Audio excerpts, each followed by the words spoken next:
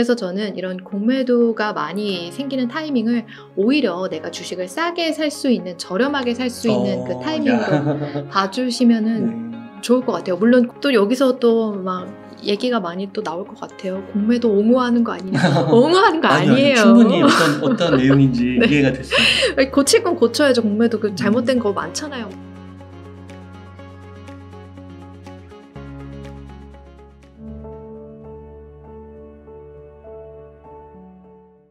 저 혼자만 생각하면은 꽤 커졌네. 이게 최근에 시가가 많이 오르다 보니까 시장 가격이 많이 오르다 보니까 비중이 최근에 하셨군요. 조금 저는 잘 안 파니까 대단하시네요. 제가 처음에 샀었던 시점이 아마 12만 5천 원이었나? 와. 그때쯤이었었는데 그때 12만 5천 원이면 지금 네. 50만 원인데요? 지금 60만 원. 네. 근데 그게 이제 너무 단기간에 올랐잖아요.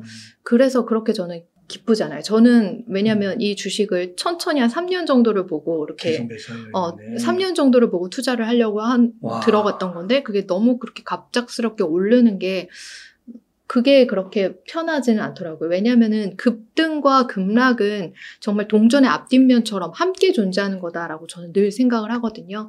그러니까 이렇게 급등이 오면은 급락이 있을 수밖에 없다고 생각하고 그럼 또 자연스럽게 공매도 세력이 붙잖아요. 요즘 공매도 세력으로 되게 말 많더라고요. 그래서 이제 그런 것들을 그렇게 좋아하지는 않지만 그래도 아주 싫진 않죠. 좋기는 하죠. 옆에서 들은 게 진짜 400% 500% 보셨다는 분이 옆에 계셨거든요. 근데 저 같은 경우에도 뭐 처음부터 갑자기 많은 돈을 하게 한 건 아닐 테니까 그럼에도 불구하고 괜찮죠. 근데 이게 요즘에 보면은 공매도에 대해서 되게 말이 많아요. 그렇죠. 많이 붙었잖아요. 근데 그 공매도를 나쁘게만 보지 않으셔도 될 것 같다는 말씀을 좀 드리고 싶어요. 왜냐면 공매도라는 제도가 어떤 그래도 순기능이 있으니까 이 세상에 존재를 하는 거잖아요. 물론 우리나라의 공매도는 좀 문제가 있다는 건 저도 알아요. 이게 뭐 공매도 상환 기한이 없고 그리고 두 번째는 개인 투자자가 아니라 기관 투자자만 그걸 좀 활용할 수 있게끔 되어 있는 그런 제도적인 문제는 차차 개선을 해야겠지만 그래도 우리가 이걸 좀 현명하게 활용을 할 수 있는 방법은 생각해야 되잖아요. 왜냐면 공매도가 있다고 해서 우리 주식 투자 안 할 거 아니니까. 근데 이 상황에서 2차 전지 투자에 대해서는 좀 현명하게 접근을 해야 되니까요. 그래서 저는 이런 공매도가 많이 생기는 타이밍을 오히려 내가 주식을 싸게 살 수 있는, 저렴하게 살 수 있는 그 타이밍으로 봐주시면은 좋을 것 같아요. 물론 공매도의 이런 문제, 불합리한 거 차차 개선을 해 나가야겠지만 동시에 싸게 살 수 있는 기회를 좀 잡으시라 그렇게 말씀드리고 싶어요. 왜냐면 거기에 대해서 공매도 때문에 내가 이렇게 당했어 라고 억울함만 가지고 가다 보면은 내가 얻을 수 있는 건 없잖아요. 나도 지금 이 순간의 위기를 기회로 만들 수 있는 생각은 계속 해야 되는 거니까 공매도 그렇게 좀 활용을 하셨으면 좋겠고요. 그래서 제가 좀 공매도를 그렇게 잘 활용하시는 분의 사례를 하나 보여드리려고 준비를 했어요. 우리 다 잘 아는 워런 버핏. 이번에 굉장히 버크셔 해서웨이가 좋은 실적을 올렸죠. 주주총회 얼마 전에 했었는데 주주총회에 정말 자본주의의 우드스탁, 자본주의의 무슨 약간 축제처럼 굉장히 성대하고 재미있게 또 치러졌습니다. 거기서 이제 실적도 굉장히 좋아서 워런 버핏의 그 투자가 다시 한번 주목을 받고 있는데 워런 버핏도 공매도 세력이랑 자주 붙었죠. 네, 여기가 제가 좀 찾아봤는데 작년에 2022년도에 5월 정도에 워런 버핏이 애플 주식을 매입했다는 기사가 나왔어요.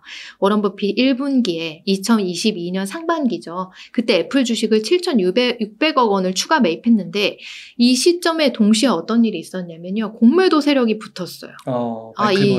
마이클 버리가 이때 딱 공매도를 했었어요.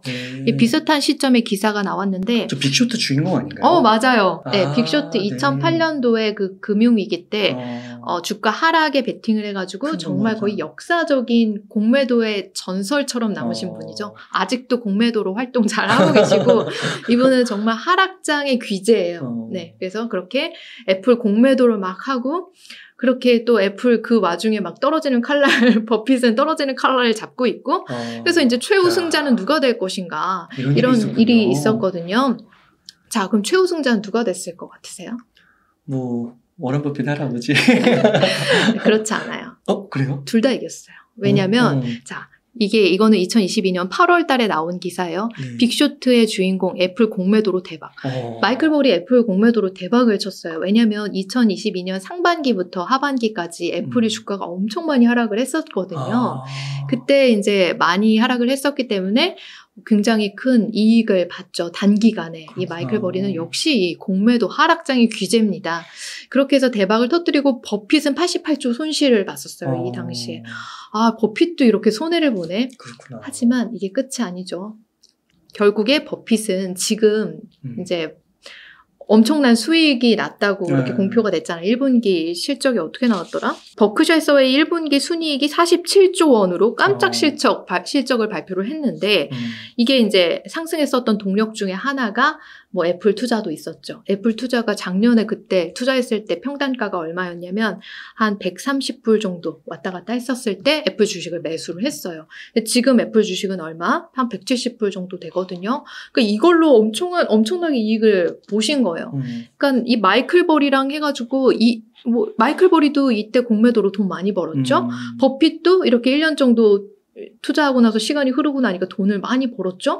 둘 다 이제 승리를 한 거예요. 저게 확정 손실이 아니니까. 그렇죠. 그러니까 우리는 하나를 더 생각해야 돼요. 뭘 하나를 더 생각해야 되냐? 시간을 생각해야 되는 거예요.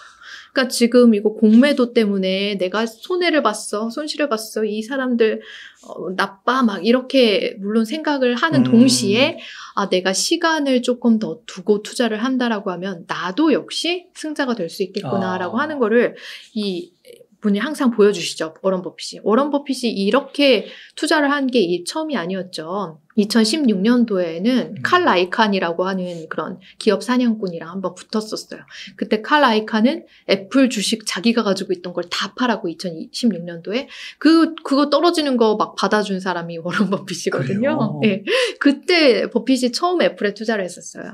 IBM에 투자를 하다가 망해가지고 애플에 투자를 하고 막 그래서 기술주 투자하기 시작하셨던 시점인데 그때 이제 칼 라이칸이 막 진짜 쏟아내던 그 주식을 막 떨어지는 칼날을 잡으셔가지고 지금 이렇게 또 되셨잖아요.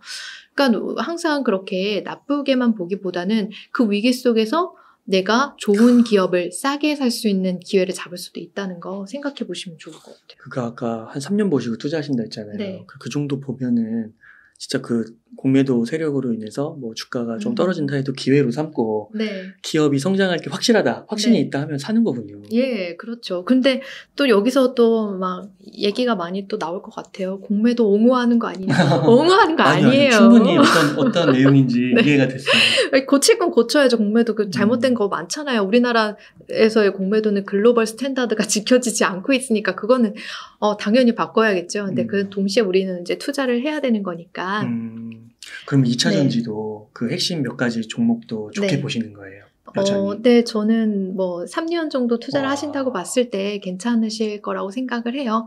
예, 거기에 대해서는 뭐 많은 분들이 이견이 없지 않을까. 근데 또 한 가지 이견이 없는 거는 이렇게 갑작스럽게 상승하면은 하락할 수도 있다. 거기에 대해서 이제 롤러코스터 탑승할 마음의 준비는 하셔야 되지 않을까 생각합니다. 성장주니까. 네.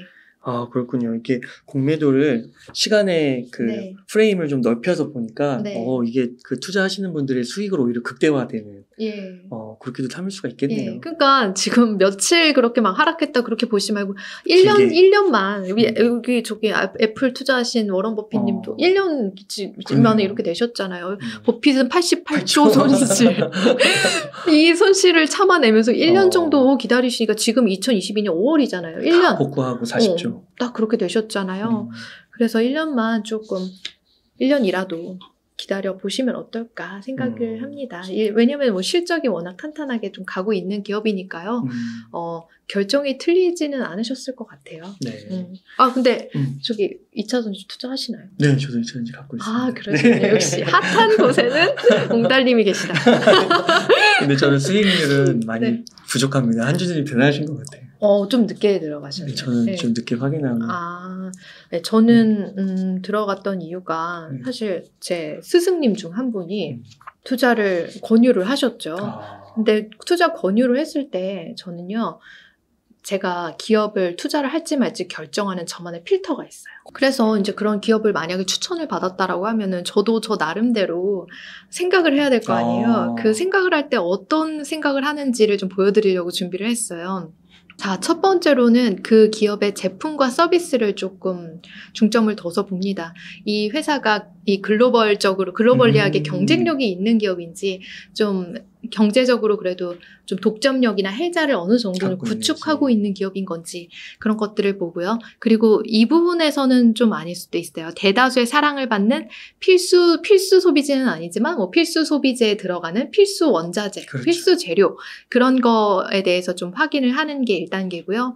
그리고 2단계는 이제 재무 건전성도 되게 중요한데, 아무리 뭐 좋은 기업이어도 현재 버는 돈이 없는데 저는 투자하진 않아요.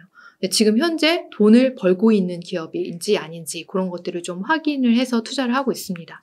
세 번째는 이제 미래 전망도 되게 중요하겠죠. 앞으로 3년 후, 5년 후, 그럼 미래 먹거리가 충분한 기업, 앞으로 확장 가능성이 있는 기업인지를 조금 검토를 하고요. 그리고 네 번째는 이 주주 친화적인 성격도 되게 중요한 것 같아요. 이 주주 친화적인 성격이 뭘 포함하냐면요. 경영진을 포함하는 거예요. 이 경영진이 너무 말썽을 많이 일으키면 되게 힘들더라고요. 투자하기가. 그래서 이 부분은 되게 최근에 포함시킨 거긴 한데 경영진에 대해서도 좀 신중하게 고려를 해야 되겠다라고 생각을 해서 이제 이렇게 포함을 시켰습니다.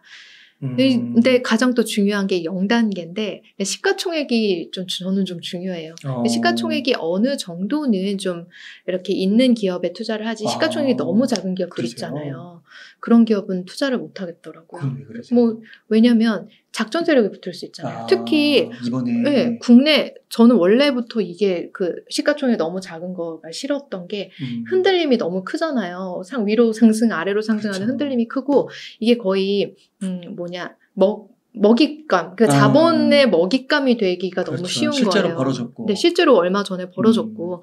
그래서 그런 시가총액이 너무 작은 기업들, 그걸 진짜 뭐 몇몇 사람들이 쥐고 흔들 수 있는 그런 기업에는 가급적 투자를 하지 않는 편입니다. 그래서 이런 저의 좋은 기업을 거르는 필터를 한 번 정도 생각을 해보고, 그렇게 생각을 한 다음에 오케이 그러면은 이제 투자를 하는 편이에요. 누가 추천을 해준다고 해서 그냥 덜컥 물 순 없잖아요. 그래서 이제 뭐 믿을 만한 분이 투자를 이렇게 조언을 해주셨다라고 해도 요걸 한번 생각해보고 투자를 하면은 조금 더 제 마음이 편하더라고요. 딱 보니까 그 2단계에서 연상이 많이 되는 것 같아요. 재무 건전성이 안 좋으니까 테마로 확 올라가긴 했는데 그 실적이 현금 흐름이 안 나오니까 많이 빠지더라고요. 근데 오히려 2차전지 에코프로비엠 이런 건 한 20% 정도 빠지더라고요. 그러니까 상대적으로 오른 거에 비해서는 되게 적게 빠졌다는 느낌이 확실히 들더라고요. 그렇죠. 그러니까 뭐 연초에 들어가신 분들한테는 그게 그렇게 크게 그렇죠. 요인이 되진 않을 것 같아요. 심리적인 저항은 없으실 것 같은데 최근에 들어가신 분들이 너무 힘드실 것 같아서 이제 최근에 들어가신 분들께서는 이 워런 버핏 애플 투자 이야기, 작년에 있었던 이야기 한번 좀 되새겨 보시면 좋겠어요. 너무 좋은 사연이었습니다. 네.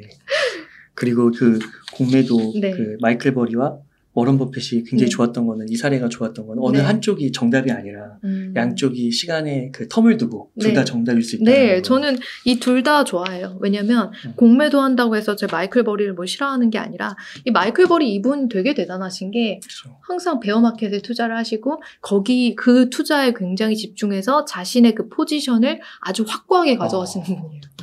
그러니까 뭐 투자에는 여러 갈래의 길이 있잖아요. 수천 가지, 수만 가지 갈래길 중에서 이렇게 투자하시는 분도 있고, 워런 버핏처럼 롱 포지션에 투자하시는 분들도 있고 한 거죠. 저는 이제 롱 포지션이지만, 왜냐면 이렇게 머리가 좋지 않아서. 이분 머리 되게 좋아요. 영화 봤나요? 네. 네, 봤는데 드럼 치시고 막 그러더라고요.